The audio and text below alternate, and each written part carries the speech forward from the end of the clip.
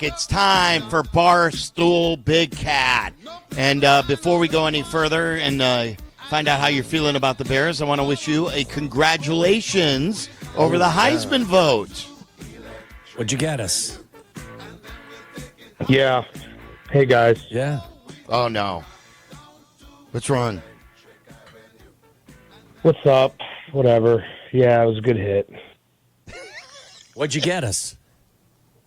He's That's impressed. Get us anything? I got myself $200,000 and didn't do anything. Why? Well, you could get us something for Christmas. Yeah, I could, but what would it matter anyway? It'd make me smile. Is this over the Bears? It's over everything. The 5 stages of grief? It's just over. It's all over. I don't know if you guys heard on Part of My Take today, I officially retired from ever getting 10 out of 10 excited about the Bears again. Yeah, that'll last until the Packer game at the end of the season. You know what? I don't need that. I don't need that from the peanut gallery. I got enough of that in my life. I got enough people laughing at me when I say that. I'm done getting excited. I will not get excited. I will get a 6 out of 10 excited, but I'll not get a 10 out of 10 excited until they show it on the field. Is this as exasperated as you've ever been as a Bears fan? Like, there have been some low moments. There have been some low moments, though. But there have been some low moments, and I was this way last week with Silvy and Yurko. I don't know where you were, Waddle. Another vacation for the vacation boys over here. So where was I? I forget. Who knows? There's never been a show that's taken more vacations than this show. No, he was working. He had a whiskey. That's right. I did the show with Carmen, and then we went to Plainfield. Plainfield. You did Freaky Friday. You did the Freaky Friday. Yeah. Got it. Did a Keep double it fresh. shift, bro. Yeah, you guys doing some swapping. Okay, I like that. I like that. Put the pineapple in front of the house. Leave the garage door open a little bit. Yeah, we left the pineapple straight up and down, though, not upside down. I don't know what that means. No, I am. This feels like the downest I've been because I know I'm stupid for everything I thought over the summer, but I'm a stupid guy, and I thought things were changing, and I thought the finally things were going to go in our direction, and this was more affirmation that nothing will ever go in our direction and will always stay this dysfunctional mess, and we are destined for this for the rest of our lives. What will get you closer to a 6 the soonest? If they hire Mike Vrabel or Ben Johnson, I'll say, yeah, that's good. That's a 6. Where do you know? Practicing a 6. You know Vrabel, and I'm not asking you to sell secrets, but if you had to make a projection or a prediction, where do you believe Vrabel will be coaching next year? I think he's going to be a top candidate for us. I don't know. Let me reverse this. Okay. What is someone looking at this job right now actually thinking, like, why would I want to do this? I think I can't get my head around that because it's clear Kevin Warren is now controlling everything. Do you want to go and work for Kevin Warren? Ryan Poles, who I like personally. I think he's done some good things. He's done some bad things. I think he unfortunately has to go because we finally have a chance to get the timeline right again. Yeah. And if you don't, it's like we're going to do the same thing where a coach will come into Hallis Hall, do an interview, and I don't know if you guys obviously saw the quotes where it was like, well, whoever comes in has to be really confident with, Ryan and good with him. Someone's going to come in and say, yeah, I like Ryan Poles, like this is good, and then they're going to lose in their first year, and then they're going to turn to Kevin Warren and be like, hey, we got to get rid of this Ryan Poles guy, and then we're going to bring in GM who didn't bring the coach in, and it's going to be all like you made the mistake last year. You have another chance to maybe correct it, and you're going to screw it up again. So I don't know, like, what is appealing now about this job? Caleb. Yeah, Caleb, but the roster is nowhere near what we thought it was going to be. No, it's fair, and I think you make a great point, Big Cat. I think that top candidates are going to be vetting the Bears as seriously and as intently as the Bears are vetting them. Right. And I think it's going to be, in some ways, outside of the quarterback, I do believe, I'm with you, I think it's going to be a bit of a hard sell because of what recent and long-term history says about them. Right. If you're a guy who's trying to get a job in the NFL, there's only 32 of these, so obviously someone will take this job. And it's the old, like, oh, I can fix them feeling. But if you have a bunch of offers, if you have multiple offers from teams and organizations, what would take us? I mean, like, I thought for the longest time, yeah, Caleb will be the difference maker, but why would you do this if you know how the structure of this organization is set up and they are not serious about winning? What would make you think, like, I guess maybe we could pay more, but we're not going to pay more? So what is it? What are we selling that is going to get the most qualified, best candidate out there? What if, and this is what Biggs wrote in the Trib, what if that is one thing that we know Kevin Warren has been able to convince George of, that we have to present a big bag of money, that we are this is our way to get better, because if we go cheap on this, we will continue to hire coaches every 3 years because we're not getting our money's worth. But if we finally end this cycle, and we got to do it in two ways, like you mentioned, with the general manager too, and aligning everybody up so we can get the clear-cut continuity. But if we drop the big bag of money and we're willing to pay for the guy we must have, and we've got Caleb, then can you get the guy you want? I mean, it definitely makes it a little bit easier because money obviously can change everything, but I won't believe it till I see it. I don't like you like this. This is not fun. I know. This is not you. Who am I talking to? It feels like therapy is what it feels like. I don't want to be like this, but it's been beaten out of me. And it's like this season, I like, it's up there right now with the car crash of the clown car of the second Trestman year, where it's like, this is just such a gutting feeling. I think this is worse, Big Cat. I said earlier in the show, I believe this is worse. This is more dysfunctional. Well, I do too. This is also an admission from you, whether it is, it's a conscious or a subconscious admission that you have no faith in Kevin Warren to do this correctly. Would that be fair? Where's our stadium? Yeah. Where's our stadium, Kevin? No. I'm going to ask you both a little web poll question here, okay? And you may think that there's an obvious answer to it, but what gets announced first? The Bears' new head coach or a definitive stadium plan? Oh, come on. What do you mean? The new Bears head coach? Well, it'll be several months from now. I'm just saying, like, what do you mean several months from now? It should be the latest at the end of the Super Bowl.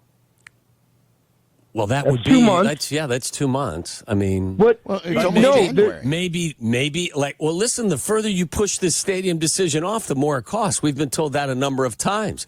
That's what I'm asking. Is there any chance that the number one goal, I think, that he was focused on is something that they're anywhere close to having a decision on? The word definitive makes it, I would say, the coach. Because definitive, like, I think they'll probably do a press conference where they're like, hey, we got a plan, and here's another rendering, and, watch this hype reel, and it's so stupid. I don't even want a stadium. I don't care anymore. By the way, when did we hire Eberflus? Early. It was very early. January. It was like January 27th, I want to say. And then didn't the Vikings hire O'Connell like 25 days later? Yes. Don't forget, Kevin O'Connell was on the Rams, and I believe the Rams were in the Super Bowl that year. Yeah, so they won it, didn't they? You may have the same situation with Ben Johnson, although I don't think that defense will stand up. But I don't either. The Vikings hired their GM like 2 days after polls, and then we hired Eberflus. And then they hired Kevin O'Connell. Well, I'm just telling you guys, they better announce a stadium something soon because. Well, Waddle, look, I'm no political analyst. I'm barely a sports guy. But isn't the spring session the determining factor on this? Or don't they have to wait till everything opens up in Springfield? So we're going to wait till the spring to be told no again, and then we're going to wait till the fall to be told no again. I would think that's when it happens. And if you're Kevin Warren right now, and I know your motto is always we can walk and chew gum at the same time, but this is a big time thing, like Big Cat was saying about, like, forget the stadium now. Don't you have to solely focus, if you're the team president, on understanding what you're doing from a football team standpoint and put the stadium for now, for the next 2 months, off to the side and focus on, are we hiring a new GM and who are our head coaching candidates, and researching them from top to bottom solely, and not worry about stadium stuff. Well, I was told that Ryan Poles is the GM going forward. That's what he said, right? Isn't that what he said? Yeah, I don't know. Like, sure. Right. So, you know what they need to do? This just popped in my head now that we're talking about this, because I lost you guys on the whole, like, when the politicians sit in the thing and do all the stuff. I don't even know what you're talking about. What they should do, and I don't know, I mean, maybe it's the state of Illinois or if it's the city of Chicago, they should all sit down and they should be like, all right, we got a plan. Here's the plan. Chicago Bears, you get a 100% tax-funded stadium the first time that you get to the playoffs 3 consecutive years in a row. It's basically, let's treat the Bears like my 5-year-old. You eat your chicken nuggets and you get a cookie. You go to the playoffs and you get a new stadium. That's it. Just no stadium talk until you win games. Reward based, like this is like built in. What do they call it? For like a player, they get bonuses based on the results, the incentive clauses. Yeah, I'm so sick of the stadium talk. Worry about the team on the field. You haven't Make had the team good. a season of or a stretch of 3 winning seasons since the '80s. Right. That's what you got to do, though. You're like, hey, start acting correct, and then you get a stadium. But okay? the funny thing is in Kansas City, the Chiefs have done exactly that, and they're still like, hey, guys, we're not paying for your stadium. We don't care how great you guys are. We're just not paying for stadiums anymore. Right, which I like that, because I think billionaires should pay for their own stadiums. But I bet you if they did a vote across the state, and they said if the Bears go 3 consecutive seasons going to the playoffs, are you willing to pay X amount more in taxes? I would. 100%. I would in a second. Like, I think you overestimate the appetite for that. I think not everyone is as big a Bears fan as you, my friend. No, I think people would do it. Because guess what? They're never going to do it. They're never going to win 3 years in a row. That could mean you could go 9-8, 9-8, 9-8, never sniff the postseason. Playoffs. They got to get to the playoffs 3 consecutive seasons. They will literally never do that for the rest of my life. So it's a hollow offer, but I don't care. Let's make it incentive. Like, this is what you're going to get. It's you don't get the stadium you've been asking for until you start actually spending money and proving it on the field and making people proud to be Bear fans, because no one's proud right now. You keep going on Monday Night Football, late in seasons, and we're the laughing stock of the country. I don't know why you can't accomplish both of these goals either, because the staff that Kevin has put together is like 25, 30 people, right? Like, you got enough manpower to do it all. Do it both. But they can't. They can't walk and chew gum. What are we talking about? And that's why you're down. By the way, I'm down. I like this idea. I think this is the idea. We got to do a carrot and a stick. How do you feel about the body language talk about Caleb laying down on the bench? I don't care. I'm surprised he didn't do that earlier. If I were Caleb, I would be pouting constantly. Like this now? has been a train wreck of a season. I'm actually waiting. Like, credit to Caleb, because he has been fighting. And he's not played well. I'm not gonna be one of those people who's like, oh, he's perfect and everyone else stinks. He's not played well. I think it's a bad situation right now, but he hasn't played well. But he also hasn't complained or thrown anyone under the bus, and I'm waiting for that to happen. I'm not saying he's that type of dude, but the day he does that, I won't be shocked, and I won't even begrudge him. I'll be like, yeah, dude, you're probably right. It's a joke. The closest he's come to that is basically, I think, in the last couple of weeks talking, and people have talked about leadership and stuff. And he's like, look, it's not my job as a leader to make sure everyone on this team, grown-ass men, are getting the treatment they need or watching the extra film.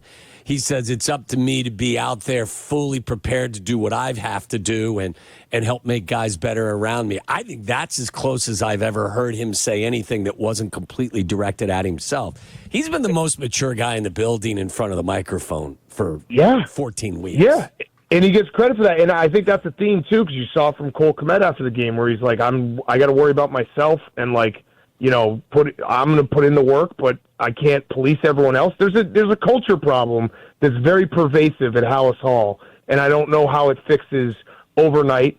And like I said at the beginning here, like the roster is so significantly flawed on year 3 of a rebuild. Like that's the part I think where it's like when you talk it all out and you try to figure out why you're so down, it's like this is year 3 of a rebuild where we actively did the right thing, tanking, getting rid of salary, collecting picks, and this is when you're supposed like the NFL is a league set up where you can turn it around in a couple of years.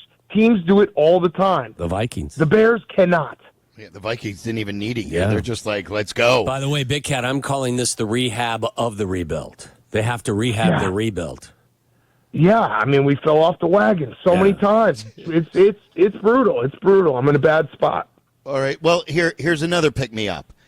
Where is this now? This is new. This is a new territory we're entering in this weekend.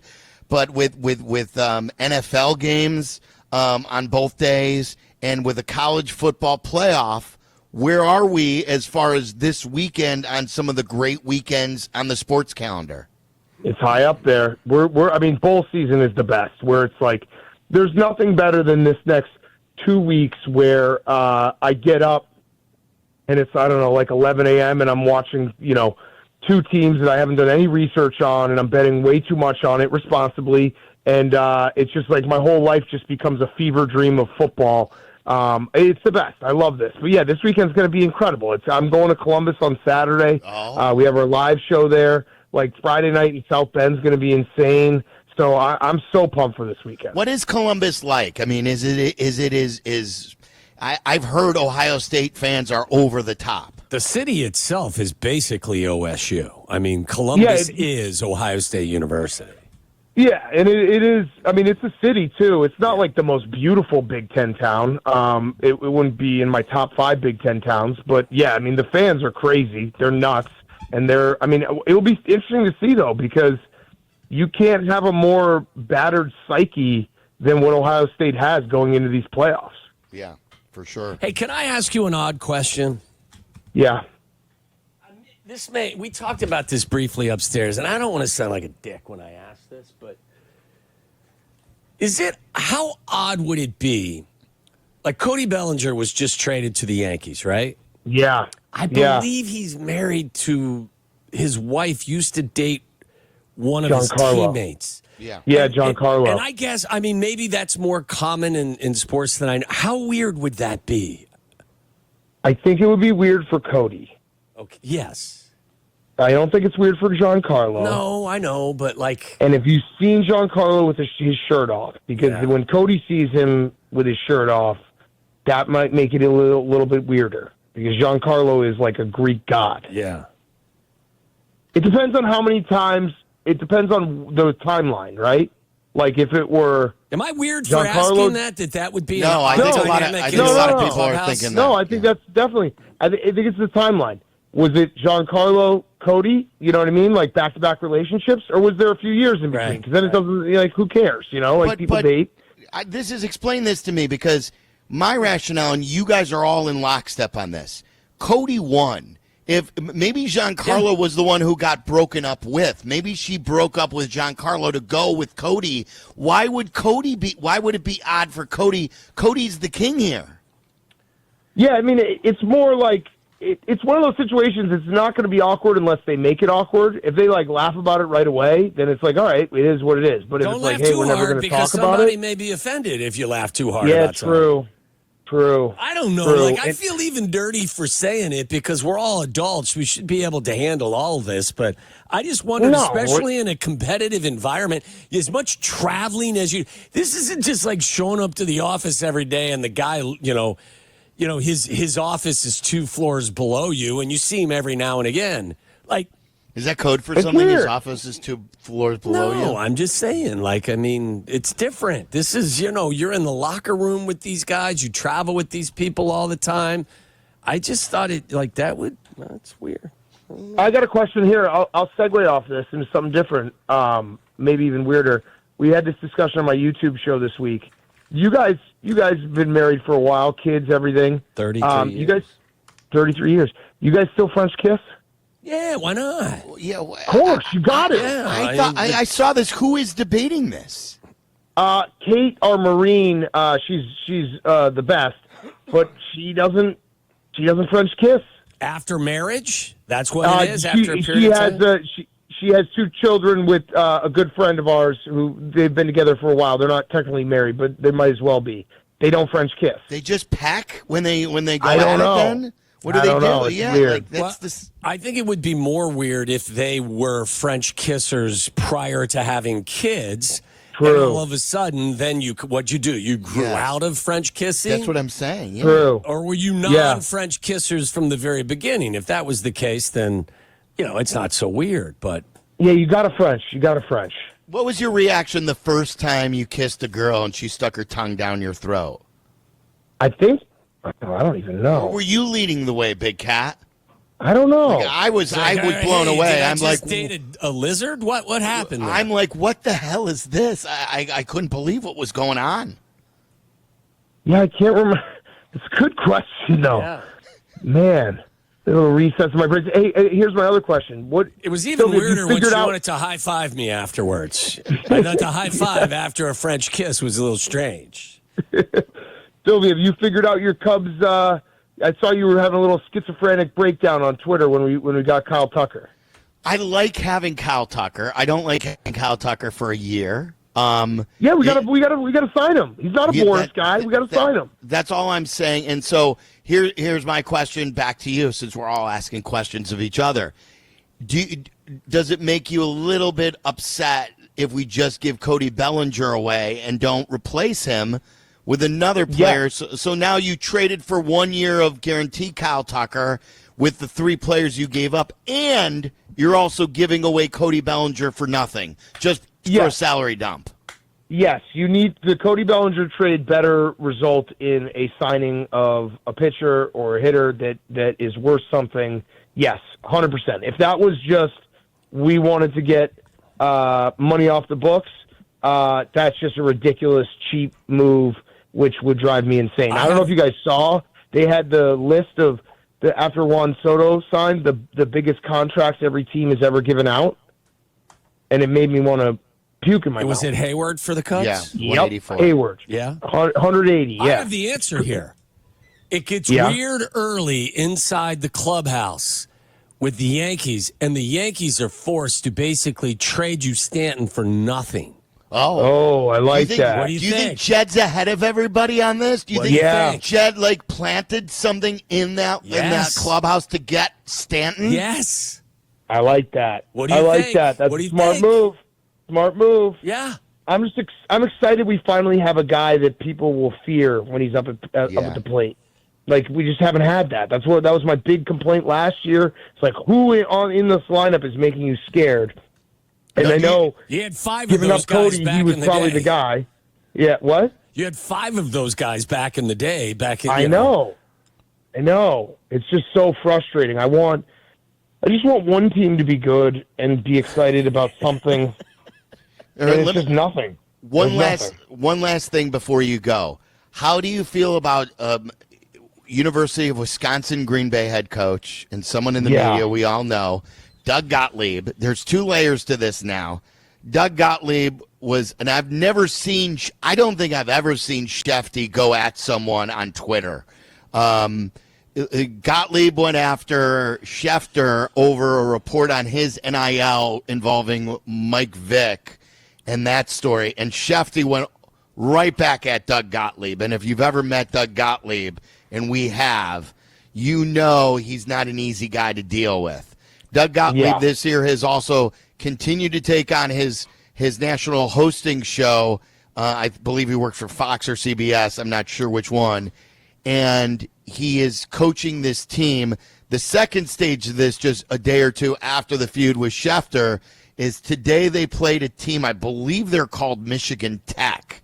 Yes. And this morning before the game, he was at the press conference, he was saying, look, this is stupid that we're scheduling this game, that this was on our schedule. This game does us no good to win a game like this by 20 does us no good. And then sure enough, they went out and they lost to Michigan Tech by 2. His team is now 2-11. So have the floor on this. He called them nobody you before the game. So Shefty dunking on Gottlieb, as much as I love Shefty, that's like, it's not really a dunk. You know what I mean? I mean, I guess this is not a height joke about Shefty, but dunking on Gottlieb is bringing the rims down to like 6 feet, because Gottlieb that will dunk on himself constantly. I don't know if you guys also saw, but to start December, he posted a meme online that was essentially like one of those, like, here's December's schedule, like December 2nd through 7th, pretend to work. December 10th through 15th, get drunk and don't even pretend to work. And it's like, dude, you are running a college basketball program. What are you doing? Right. And he hasn't won a game in December. So I'll always side with Shefty. But Gottlieb, I don't know if you guys saw Michigan Tech's team photo. Our friend John Greenberg actually sent it to me earlier today. It's basically the Barstool intern class. You know what I mean? Like, it's quite something. Like, the fact that they lost to him is insane. So Gottlieb is just like, he can't get out of his own way. He's just a joke. Hey, finally, real quick, do you have any answer as to what these drones are in New Jersey and other places either? Do you have any thoughts? Do you have any strong thoughts? Our guy Pug, one of our producers, said that our aliens fighting against the bad aliens. So I think that should put it to rest. Our aliens, our Earth aliens fighting the non-Earth aliens? Yeah. So we got it handled. I feel much better. Yeah, right. That's all he said. And I was like, okay, that sounds good. We'll go on with our lives. It's going to end up being like someone's going to shoot down a plane, an actual plane. You think so? Here's hoping not. Yeah, get out of here. I'm saying, like, people are flashing lights into, like, all these people are saying, look at this drone. Like, I've seen videos where people are like, look at this drone. It's so clearly a plane. So I don't know. It feels like someone needs to just come out and say, hey, there's a naval base right there. We're testing drones. Everyone just chill out. I don't think they feel we're mature enough to handle information. No, that's true. That's very true. Like kids. Yeah. Well, because we act like kids. Yeah. We can't handle a football season that doesn't go our way. You think we're going to handle important information about drones? No, I don't think so. No. All right, we got to figure out what day you're joining us next week, because next Wednesday's Christmas. So Wednesday. You join us on Christmas Day. No? You guys are working? Yeah, of course we are. We don't take time off. No chance you're working. We're working next. How about the game day next Thursday or the day afterwards, because you're so into the Bears? I'll be in Scottsdale on Thursday, but I can call in. Good for you. Yeah. Is that work related though? Is it work related? Not work related. Oh, good for you. Yeah. I told My family doesn't know, but I'm going. I'm going to be your vacation muse. What does that mean? Imagine if I just got on a plane without my family. I'm sure it's happened before. I'm going with my family. I'm taking my family down there. Yes. That's nice. It's going to be so much fun. Good dad. Sounded believable. All right, Big Cat. See you later. All right. See you guys. Good luck. Barstool Big Cat every Wednesday. And